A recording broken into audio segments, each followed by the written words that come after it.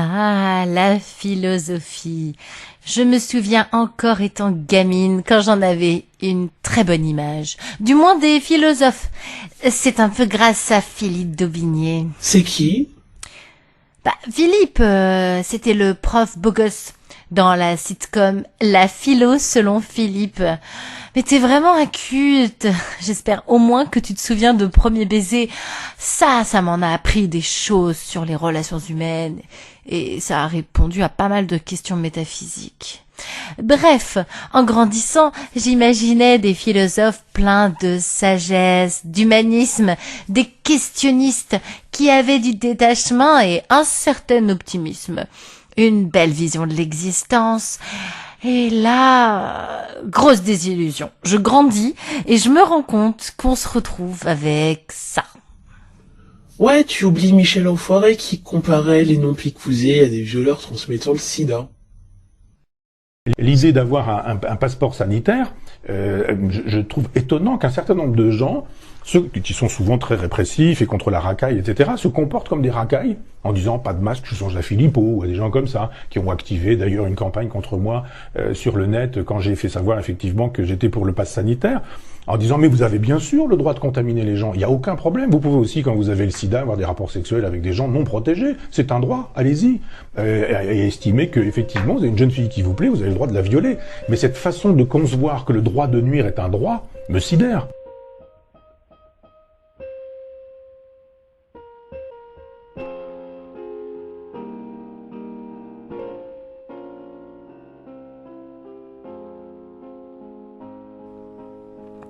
Bon, comme on ne veut pas vous faire quitter la vidéo de suite, on va vous parler de lui là, Yannick Enel, un écrivain absolument génial et c'est aussi un peu un philosophe et Pourquoi tant de suspense inutile? Okay. Les gens ont vu la miniature et savent de qui on va parler. Ah, bon, ok, il y avait le spoiler de la miniature. Bon, d'accord, donc en fait on va plutôt vous parler de ce gars qui de lui là, voilà. Fils de Jean-Paul, journaliste et écrivain, et de Catherine, écrivaine, le destin du jeune Raphaël était presque déjà tracé.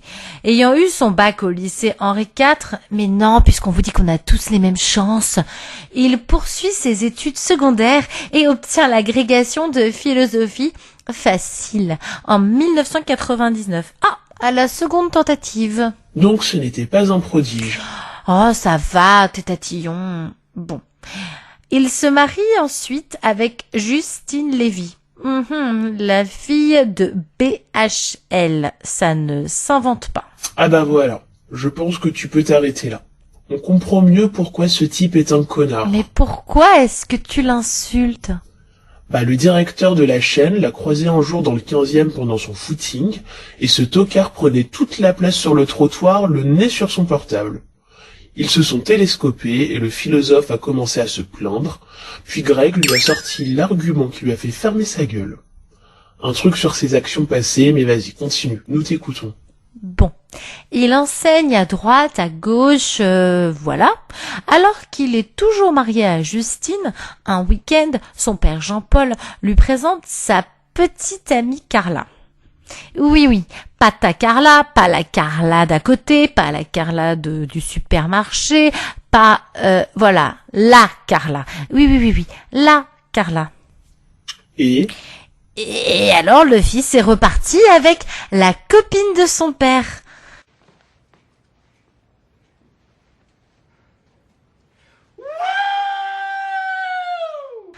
Ouais, on se croirait chez les Lannister, vraiment. En même temps, Carla, seul le bus ne lui est pas passé dessus. Même le nabo, ex-président condamné par la justice, lui est passé dessus. Alors là, petit aparté, si cette anecdote vous a fait rigoler, vous a étonné, je vous recommande la chaîne du docteur à l'Ouest. Elle est très intéressante, elle est hilarante, il a fait beaucoup pour nos soignants suspendus et je vous recommande en particulier la vidéo Le Pass de la honte qui parle de cette histoire avec Monsieur Enthoven. Voilà pour la fin de ce petit aparté. Bref, Raphaël a quand même fait un gosse à Dame Carla. Brooke Logan de la série Amour, gloire et beauté a trouvé une concurrente, je crois. Passons. On ne va pas faire tout son insipide parcours, mais évoquer certaines anecdotes le concernant.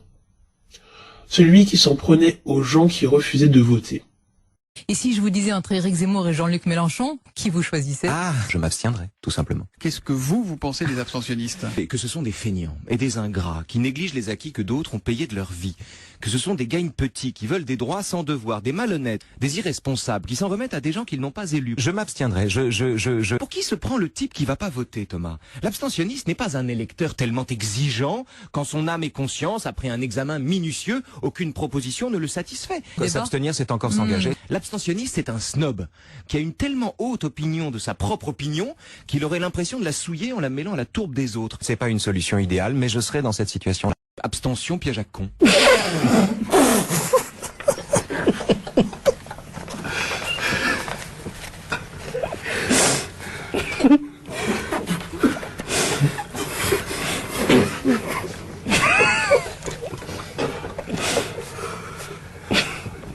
Et le même qui dit ne pas faire de choix en cas de second tour Mélenchon-Le Pen.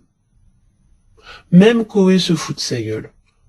Demande Raphaël Enthoven et l'abstention. Alors, je l'aime bien lui, moi. on lui parle d'un c'est vrai? Ouais, je veux quand il parle. Musicien Ah classique. bah tu vas voir, en plus c'est bien, c'est qu'il a des convictions. Raphaël, c'est pas Raphaël Beethoven. Je confonds les Enthoven. C'est qui? C'est le philosophe à Beethoven. C'est un philosophe. C'est le chien.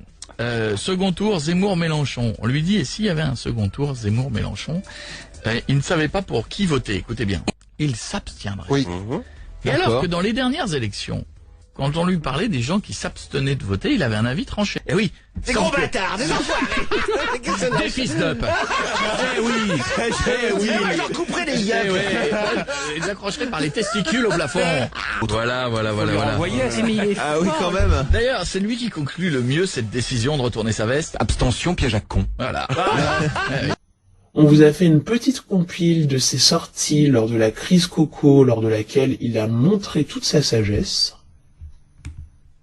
Bon, cela dit, le vaccin, on le rappelle, n'empêche pas de se contaminer. Non, il n'empêche d'en mourir. Mais c'est vrai, et on peut être pour le vaccin, mais on a moi j'ai parfois eu le sentiment que ceux qui défendaient le vaccin, et j'en faisais partie, je suis vacciné, le faisaient sans nuance, que vous le faisiez avec une forme de manque de respect pour les convictions des autres. Non, c'est pas de manque de respect, c'est que on m'a beaucoup reproché d'avoir dit des anti-vax, pas des non-vaccinés d'ailleurs, qu'ils étaient soit des cons, soit des monstres.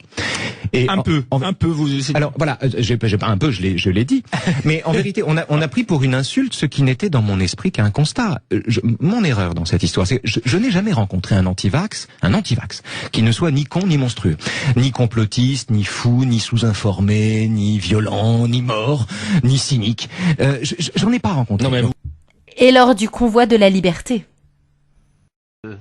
Non, moi je considère qu'il n'y a rien de liberticide dans l'obligation vaccinale en période de pandémie. Que quand des milliers de gens meurent, il n'y a rien de liberticide dans la suspension temporaire, la restriction temporaire des libertés. Le contraire est liberticide, c'est la loi du plus fort, c'est la loi du moins contaminé ou du moins contaminable qui l'emporte. Je trouve ça minable. Sauf qu'il faut une rationalité. Oui, là il y en a pas. Parler de liberté quand en période de pandémie on refuse de se vacciner, ce n'est pas de la rationalité, c'est de la folie. Non, 0%. Ceux qui sont morts sont en désaccord avec vous, Pascal.